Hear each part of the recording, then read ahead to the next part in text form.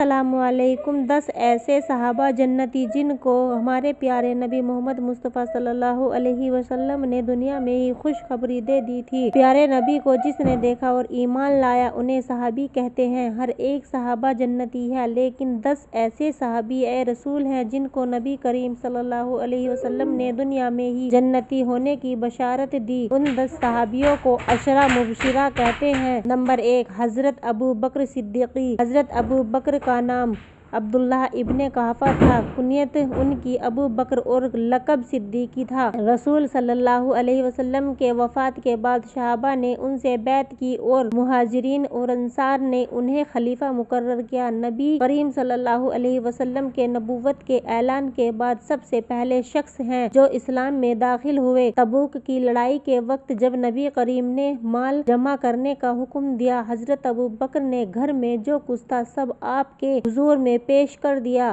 آپ صلی اللہ علیہ وسلم نے فرمایا، ابو بکر پیچھے کیا چھوڑ کر آئے؟ جواب دیا، میں تو اللہ اور اس کے رسول کو چھوڑ کر آیا ہوں۔ حضرت ابو بکر صدیق رضی اللہ کی وفات 63 سال عمر میں ہوئی۔ ہجرت کے 13ویں سال دوسری یا تیسری جمادی الاخر کو جمعہ کے دن وفات پائی۔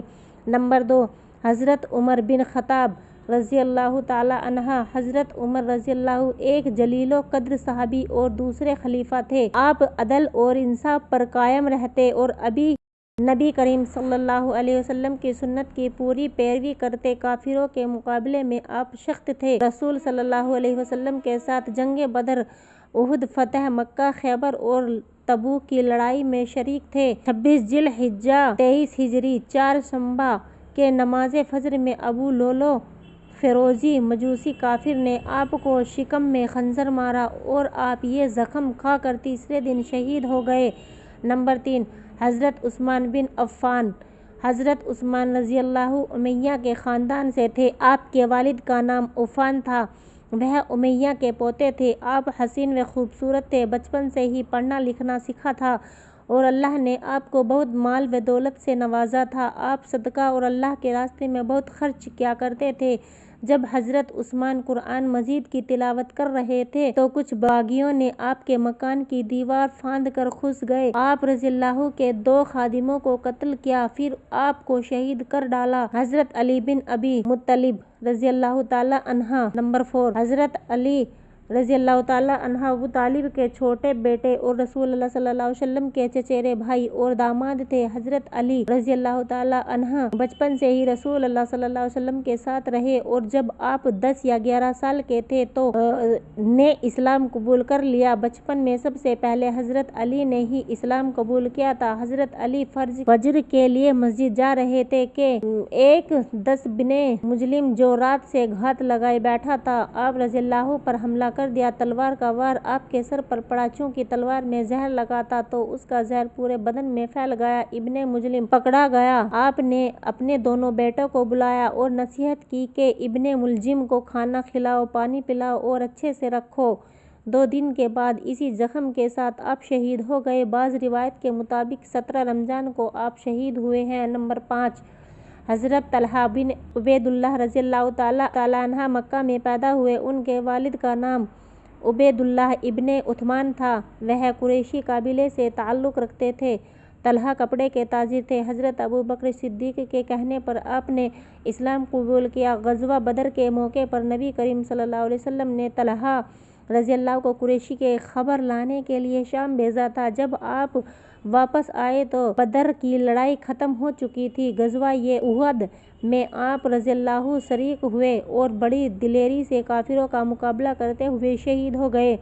نمبر 6، حضرت زبیر بن العوام رضی اللہ تعالی عنہ۔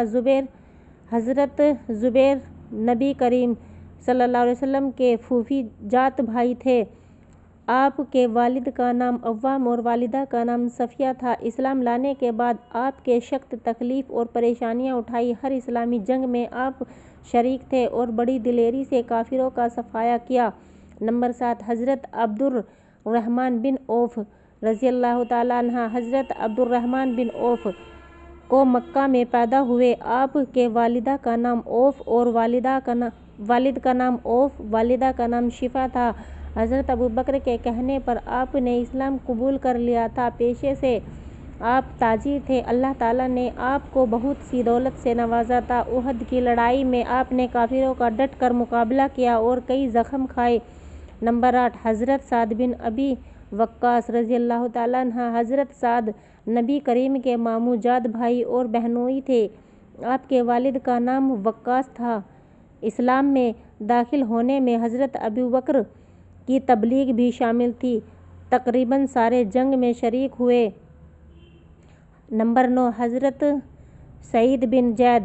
حضرت سعید بن زید رضی اللہ تعالیٰ عنہ حضرت عمر رضی اللہ تعالیٰ کے چچا جاد بھائی تھے۔ آپ کے والد کا نام زید بن عمر اور والدہ کا نام فاطمہ بنت نازا تھا۔ شروعاتی زمانے میں ہی آپ اسلام میں داخل ہوئے۔ حضرت سعید رضی اللہ تعالیٰ عنہ اور ان کی اہلیہ حضرت عمر رضی اللہ کے ایمان لانے کا سبب بنے۔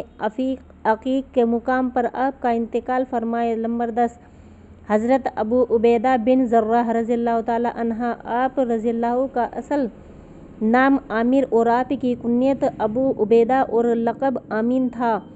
آپ کے والد کا نام عبداللہ تھا۔ حضرت ابوبکر کے دعوت اسلام سے آپ نے دین میں داخل ہوئے۔ آپ نے بھی تقریباً سارے بڑے جنگوں میں شرکت کی اور جنگ بدر میں اسلام کے خاطر آپ نے اپنے باپ کو قتل کر دیا۔ حضرت عمر رضی اللہ کے دور خلافت میں آپ کا انتقال